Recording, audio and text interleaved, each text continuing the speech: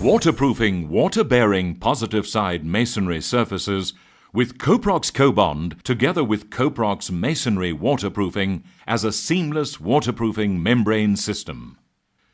Coprox Cobond is suitable for sufficiently aged and cured virgin mortar, screed, concrete and cement or pool plasters of recognized building mix standards, as well as good quality virgin cement and clay bricks.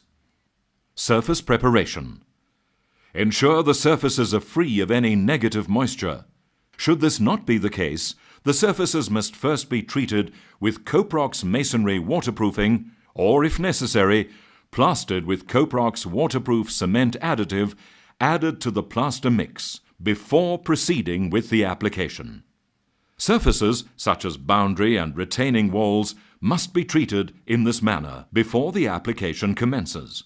This applies equally to swimming pools, ponds, reservoirs, and water features where high water tables may be present. Remove any efflorescence whilst dry using a stiff bristle scrubbing brush.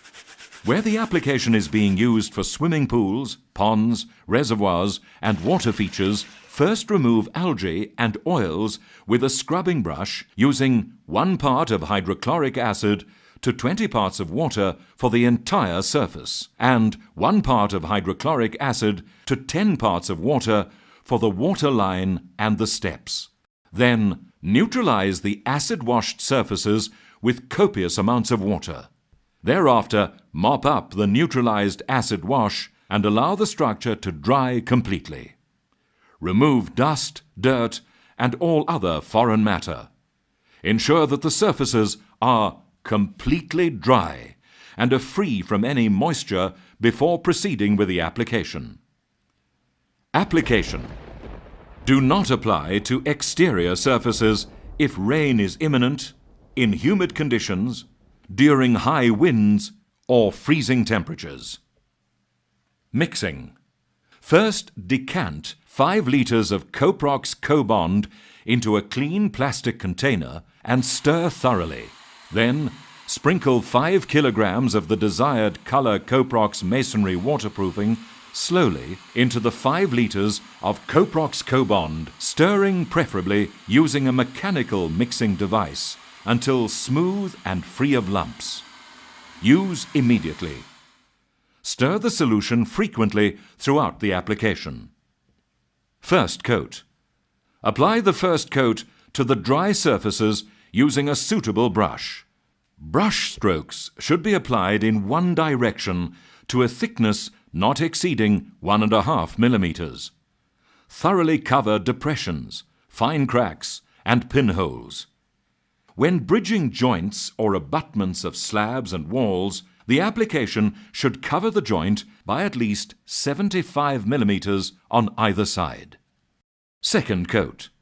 Ideally, the second coat should be applied as soon as the first coat is touch dry, approximately 30 minutes. If the second coat can only be applied later, ensure that the first coat is completely dry and free of any moisture before the second coat is applied. Apply the second coat at right angles to the first coat, once again to a thickness not exceeding 1.5 millimeters.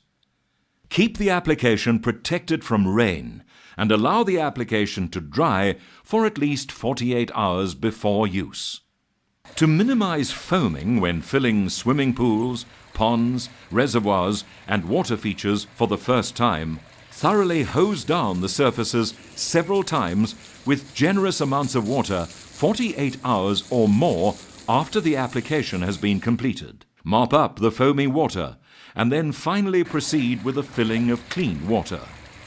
Should any foam still be present after filling, the foam will dissipate with filtering or with changes of clean water.